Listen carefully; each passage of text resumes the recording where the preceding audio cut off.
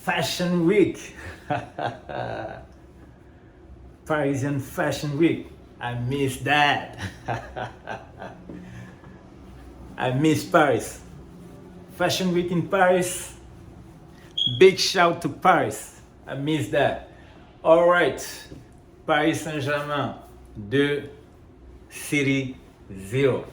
I'm so happy. I'm so happy. So this is like a clin d'œil to my fellow Parisian.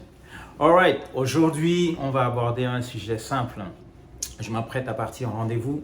Tu l'as bien vu, je me suis mis bien, élégant. Pas pour la Fashion Week parisienne, mais bon, quoique, on va dire que c'est à peu près un clin d'œil à la Fashion Week de Paris. Je suis très content. En tout cas, je suis ravi de revenir une fois de plus, faire une petite vidéo improvisée qui fait suite à une conversation que j'ai eue ce matin avec une amie à moi, donc expatriée à Dubaï et depuis 6 ans ou 7 ans, et qui m'a dit « Hey Yves, tu sais Yves, ça fait 7 ans que je suis à Dubaï, je ne paye pas d'impôts, je gagne bien ma vie, voilà, bien, c'est cool. Je suis une échappée de la France. » J'ai dit « Ouais, super, très bien. Mais j'ai envie d'investir dans l'immobilier pour plusieurs raisons. Ok, les raisons que tout le monde peut imaginer et que tout le monde connaît. » Je dis « Ouais, mais encore. » Mais tu sais, chaque fois que j'ai envie d'agir, chaque fois que j'ai envie de prendre une action, de faire une action, d'agir, si tu veux, je suis tétanisé, je suis paralysé, j'ai un peu peur. What? Ok. Tu as peur, mais tu as peur de quoi? Mais je sais pas, j'arrive pas à agir, j'arrive pas à foncer. À chaque fois, je trouve une bonne raison pour reculer. Et maintenant, ça fait 7 ans et j'ai du cash, mais j'arrive pas. Bon, elle a pu exprimer sa peur.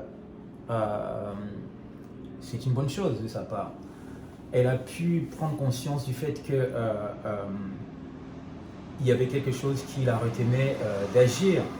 Donc c'est pas le cas pour tout le monde. Donc c'est pour cela que j'ai décidé aujourd'hui d'aborder ce thème qui est la peur. Beaucoup de gens ont peur, mais ne savent même pas s'ils ont peur, ne savent même pas s'ils ont peur. Et peu d'entre eux arrivent à prendre conscience des freins que cela peut générer, mais d'autres non. D'autres ne le savent pas, d'autres agissent de manière inconsciente et ne prennent pas part voilà, ne font pas face à cette prérogative, à cette, comment on va dire ça en français, voilà, à ce problème. D'accord, pour faire court. Donc aujourd'hui, je vais aborder la peur. On a peur, pourquoi? Comment agir lorsqu'on sait qu'on a peur? Cela ne concerne pas simplement le domaine de l'immobilier, on a bien compris, mais aujourd'hui on va être dans le cadre de l'immobilier parce que c'est le sujet et vous allez pouvoir comprendre mon point de vue. D'accord. Par ailleurs, je suis très content pour la bonne et unique raison que j'ai remarqué que je suis suivi par pas mal de personnalités, pas mal de célébrités. Ça flatte mon ego. J'en suis ravi, je suis très content. Ça montre que le métier rentre et ça montre que petit à petit, tu vois, je sème des graines qui commencent déjà à germer et à fleurir. Et ça, c'est une bonne récompense et c'est une excellente satisfaction pour moi. Continuez de me suivre, footballeur, entertainer, artiste, homme politique, économiste, entrepreneur, influenceur, et que dis-je encore? Ah, c'est bon, continuez de me suivre et venez prendre conseil et agissez et gagnez. Voilà. Pour revenir à la copine, elle m'a dit qu'elle avait peur et je me suis dit qu'il fallait que je fasse une petite vidéo pour vous aider à gérer et à manager la peur. Voilà. D'abord, identifier les sources de ces peurs. La peur peut venir d'une sorte de fragilité affective, d'instabilité affective, de panique d'insécurité financière ou affective, euh, de plein de raisons. En général, la plupart du temps, elles sont de source psychologique. Je ne veux pas faire le psychologue à la petite semaine ou le psychologue du dimanche, tu l'as bien compris. Mais je veux juste montrer à ceux à qui ça peut arriver de pouvoir identifier et de pouvoir y faire face. C'est l'objectif et c'est l'objet même de cette vidéo aujourd'hui. Donc, elle me dit qu'elle a peur. Je lui dis, mais pourquoi tu as peur? Ouais, mais parce que, oui, donc identifier la peur, prendre conscience de sa peur, identifier la peur, identifier les sources de la peur. Première source, j'ai peur qu'il y ait un crack. Voilà, le crack 2008, 93, 29, 45, les guerres, tout ce que tu veux. Oui, mais ça, on peut y faire face. Tu as peur qu'il y ait un crack. Tu as peur qu'il y ait une pandémie. Là, on vient de connaître la pandémie du Covid. Tu n'as pas agi, c'est sûr. Tu te sens rassuré. Tu n'as pas acheté d'appartement, des locataires n'ont pas payé, ainsi de suite. Ok, d'accord. Qu'est-ce qui est arrivé aux gens dernièrement?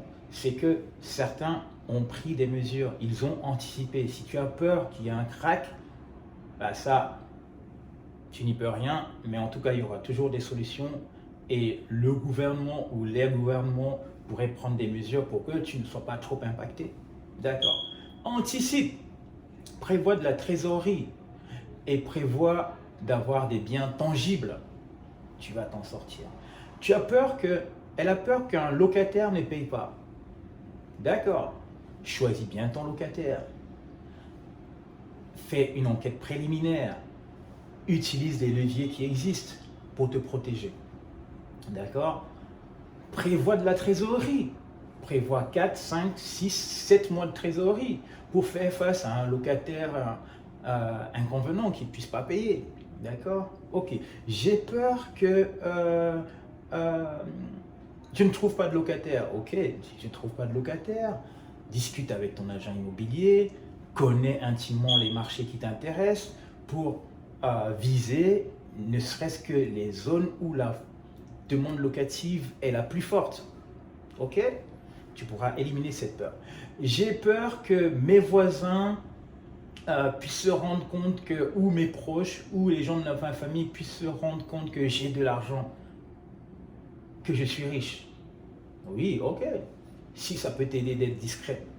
Ok, mais bon, tu ne vas pas te priver de la jouissance de ton statut sous le prétexte que tes proches vont s'apercevoir que tu as de l'argent ou que tu es plus riche qu'eux. Bah, on a toujours plus pauvre que soi, hein, on a toujours plus riche que soi. Donc, si ça doit t'empêcher de vivre, c'est pas une raison. Donc, c'est identifié, tu fais face, tu élimines. J'ai peur que mes parents se rendent compte que mes parents n'ont jamais été propriétaires et j'ai peur que le patrimoine que je vais avoir puisse, que je puisse leur faire de l'ombre. Bah,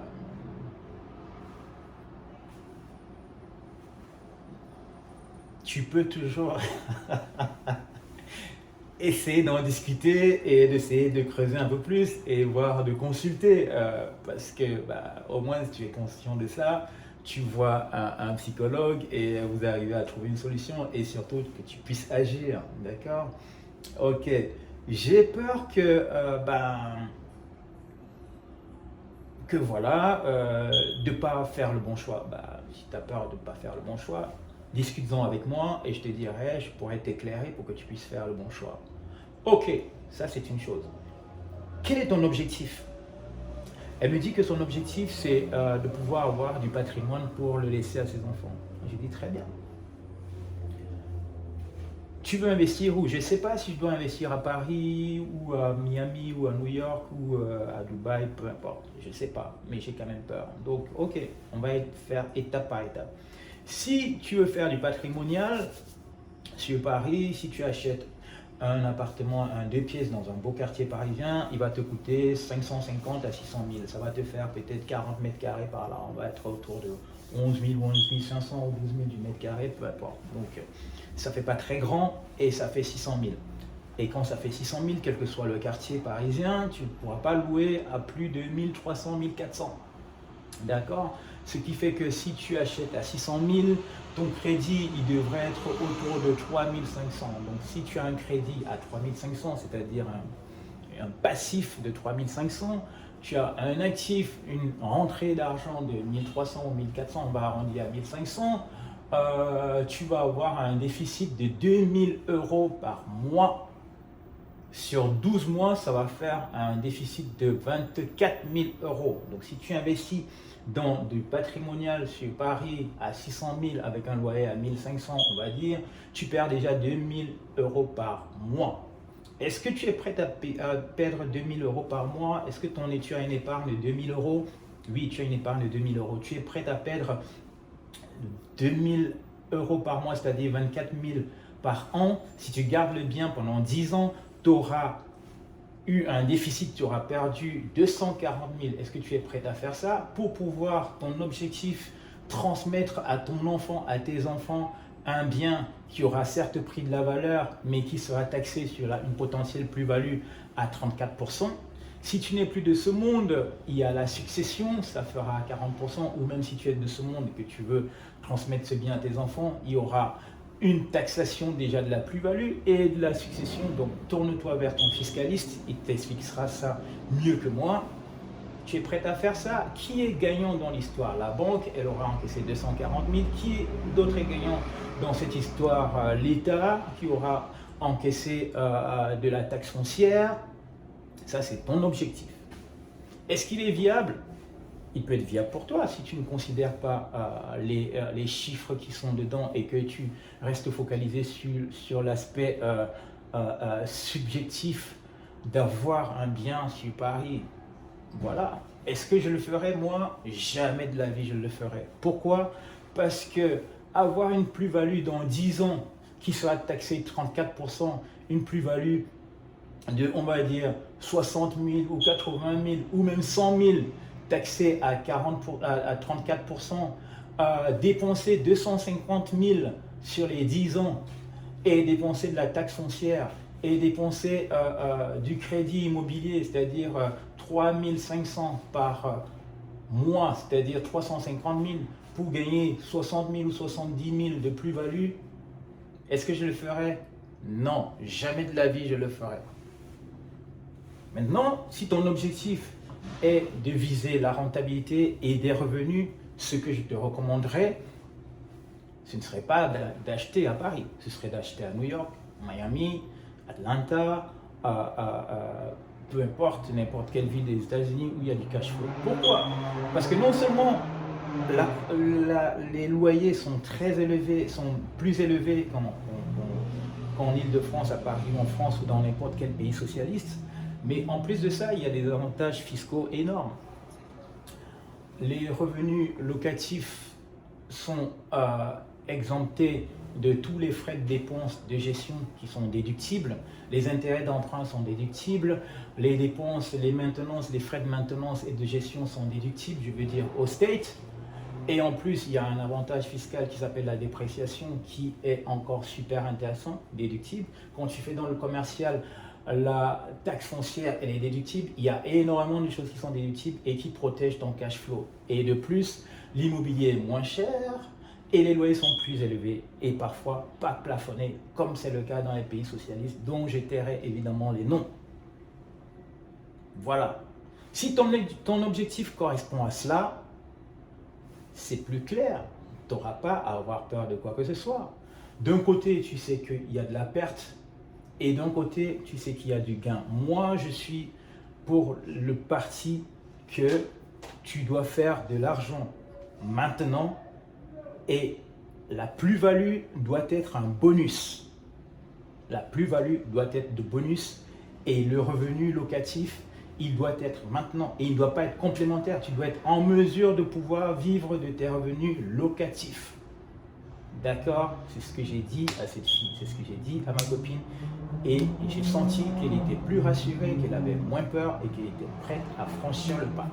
Et je suis prêt à l'accompagner, à l'aider de pouvoir atteindre ces objectifs-là et de pouvoir non seulement gagner de l'argent, transmettre son patrimoine à ses enfants, développer son patrimoine, payer moins de plus-value, parce qu'aux États-Unis, la plus-value, elle est de 20%.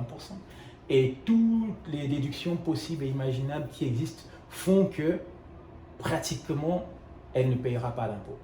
Tu veux savoir pourquoi et comment faire pour atteindre l'objectif principal qui est non seulement de gagner de l'argent maintenant, de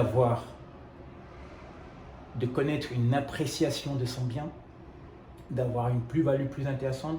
Tu veux savoir où investir, pourquoi investir aux États-Unis, à New York, Miami, Floride, peu importe où, par rapport à la France.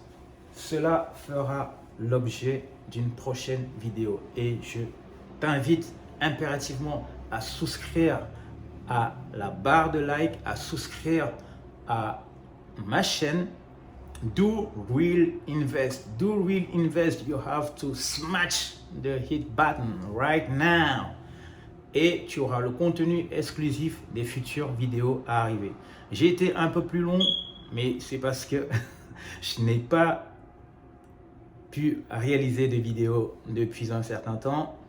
La prochaine vidéo te montrera pourquoi il est impératif d'investir aux États-Unis. Ciao, bye.